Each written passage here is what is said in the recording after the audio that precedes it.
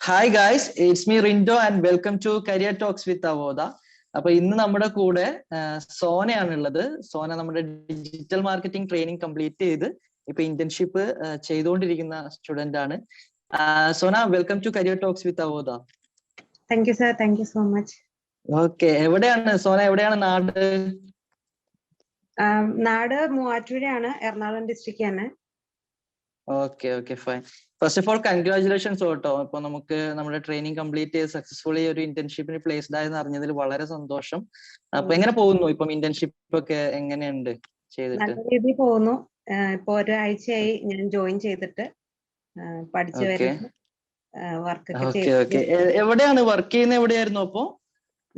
ഇപ്പൊ currently placed ആയേക്കണ അഡാക്സ് digitals എന്ന് പറഞ്ഞിട്ട് എറണാകുളം കലൂർ ബേസ്ഡ് ഒരു കമ്പനിയിലാണ്. കമ്പനിയിലാണല്ലോ. അപ്പം ഓക്കെ, അപ്പം വർക്ക് ഫ്രം ഹോം ആണോ ഇപ്പൊ ചെയ്തുകൊണ്ടിരിക്കുന്നത്?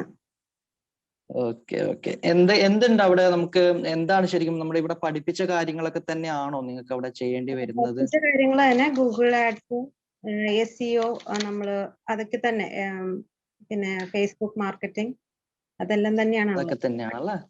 ശരി ശരി, ഓക്കെ. ഇപ്പം ക്ലയൻസ് എന്ത് അഡ്വർടൈസിംഗ് ഫേം ആണോ അത്? ശരിക്കും ഡിജിറ്റൽ മാർക്കറ്റിംഗ് അഡ്വർടൈസിംഗ് ഫേം ആയിട്ടാണോ വരുന്നത്?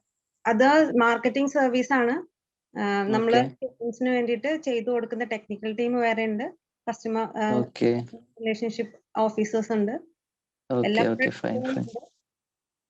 ശരി. അപ്പം നമ്മൾ ഈ വർക്ക് ഫ്രം ഹോം ആയിട്ട് ഇന്റേൺഷിപ്പ് ചെയ്യുന്ന സമയത്ത് എങ്ങനെയാണ് അപ്പം അവരുടെ ഫാക്കൽറ്റി നിങ്ങളെ സപ്പോർട്ട് ചെയ്യുന്നുണ്ടോ? അപ്പം കൂടുതലായിട്ടുള്ള ടാസ്ക് നമ്മൾ ടീമായിട്ടാണ് വർക്ക് ചെയ്യുന്നത്, അപ്പൊ അവരുടെ ഹെൽപ്പ് ഉണ്ട്.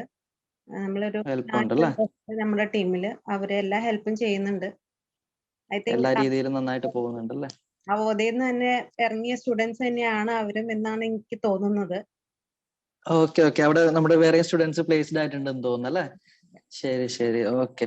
അപ്പൊ നമുക്ക് അവിടെ ടാസ്ക് ആയിട്ട് നിങ്ങൾക്ക് ഇപ്പം ക്ലയൻസുമായിട്ട് ഡയറക്ട്ലി ഇന്ററാക്ട് ചെയ്യേണ്ട ഒരു സിറ്റുവേഷൻ വരുന്നുണ്ടോ?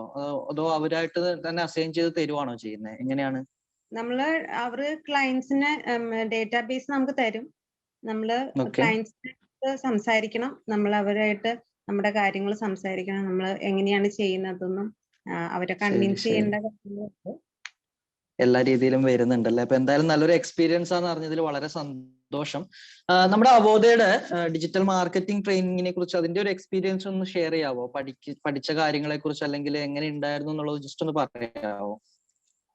പഠിച്ചത് നമ്മൾ ലോക്ക്ഡൌൺ ടൈമിലാണ് ഇങ്ങനെ എന്ത് ചെയ്യണമെന്ന് ആലോചിച്ചിരുന്നപ്പോഴാണ് അവോധയുടെ, ഞാൻ എന്റെ ഫ്രണ്ട് അതിന് വേണ്ടി വർക്ക് ചെയ്യുണ്ടായി, ആള് പറഞ്ഞിട്ടാണ് ജോയിൻ ചെയ്തത്. ജോയിൻ ചെയ്തപ്പോ എല്ലാരും ഇതിന് ഡിജിറ്റൽ മാർക്കറ്റിംഗിന് പോവാണോ എന്നൊക്കെ ചോദിച്ചു പലരും. പക്ഷെ ഞാൻ ഒട്ടും തളരാതെ എന്തെങ്കിലും ഒരു വഴി കാണും, ഇതായിരിക്കും ചിലപ്പോ വഴി. തീർച്ചയായിട്ടും അത് ചോദിച്ചവർക്കൊക്കെ ഒരു ആൻസർ ആയിട്ട് ഇപ്പം സോനയ്ക്ക് ഇത് കാണിച്ചു കൊടുക്കാൻ പറ്റുന്നുണ്ടല്ലേ? തീർച്ചയായിട്ടും നമുക്ക് ഡിജിറ്റൽ മാർക്കറ്റിംഗ് ഇനി അങ്ങോട്ടേക്ക് സ്കോപ്പ് ഉണ്ടോ എന്ന് ചോദിച്ച ആൾക്കാരാണ് ഏറ്റവും മിസ്റ്റേക്കൺ ആയിട്ടുള്ള ഒരു ചോദ്യം ചോദിച്ചതെന്നാണ് എനിക്ക് തോന്നുന്നത്. കാരണം ഇനി അങ്ങോട്ടേക്ക് അതിനാണ് സാധ്യത മുഴുവൻ ഉള്ളത്. ക്ലയന്റിനോട് സംസാരിക്കുമ്പോ തന്നെ പറഞ്ഞു, പണ്ടൊക്കെ ന്യൂസ് പേപ്പർ നമുക്ക് മാർക്കറ്റിംഗ് ചെയ്യാനുള്ള പോസിബിൾ, ഇപ്പൊ അതൊരു പേപ്പറാണ്, ഇപ്പൊ ഡിജിറ്റൽ മാർക്കറ്റിംഗ് ആണ് ഭയങ്കരമായിട്ട് നിൽക്കുന്നത് എന്നൊക്കെ ആളെ എന്നെ മോട്ടിവേറ്റ് ചെയ്തുകൊണ്ടാണ് സംസാരിച്ചത്. അതെ അതെ, തീർച്ചയായിട്ടും.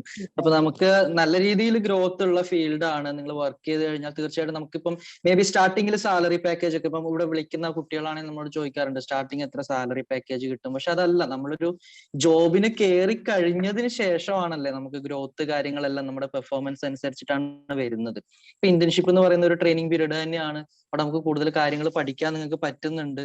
അപ്പൊ അത് നമ്മൾ എത്രത്തോളം ഓൺലൈനായിട്ട് പഠിച്ചു എന്ന് പറഞ്ഞാലും ഇതുപോലുള്ള പ്രാക്ടിക്കൽ നോളജ് ആണ് ഏറ്റവും ഇമ്പോർട്ടന്റ് ആയിട്ടുള്ള ഒരു കാര്യം. അതുകൊണ്ടാണ് നമ്മൾ ഇന്റേൺഷിപ്പ് നിങ്ങൾക്ക് പ്രൊവൈഡ് ചെയ്ത് തരുന്നതും.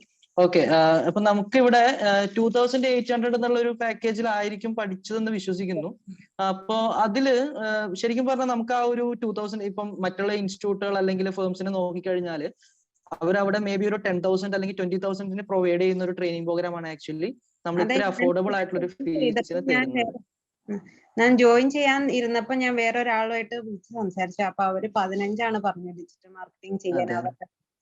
അതെ അതെ അതെ, ശരിക്കും പറഞ്ഞാൽ നമ്മളതില് നിങ്ങൾക്ക് ഈ ഒരു 2800 എന്നുള്ള ഒരു പാക്കേജിൽ എന്തെങ്കിലും നമ്മൾ അതിൽ ഇൻക്ലൂഡ് ചെയ്തിട്ടില്ല, അല്ലെങ്കിൽ ഏതെങ്കിലും രീതിയിൽ നമ്മൾ കോംപ്രമൈസ് ചെയ്തിട്ടുണ്ടെന്നുള്ള എന്തെങ്കിലും ഒരു, അല്ലെങ്കിൽ കുറച്ചും കൂടി ഇത് ബെറ്റർ ആകാമായിരുന്നു തോന്നിയ എന്തെങ്കിലും ഒരു കാര്യം ഉണ്ടോ അതിൽ ശരിക്കും പറഞ്ഞാല്? ബെറ്റർ അങ്ങനെയില്ല. പക്ഷെ നമ്മൾ ഫസ്റ്റ് ടൈം ഇങ്ങനെ ഒരു ഡിജിറ്റൽ മാർക്കറ്റിംഗ് കോഴ്സ് ചെയ്യുമ്പോൾ നമ്മൾ പ്രതീക്ഷിക്കുന്നത് നമ്മുടെ അടുത്ത് നിന്ന് ആരെങ്കിലും ഒന്നും കൂടെ സപ്പോർട്ട് ചെയ്തിരുന്നെങ്കിൽ എന്നൊന്ന് ഫീൽ ചെയ്തിട്ടുണ്ട്.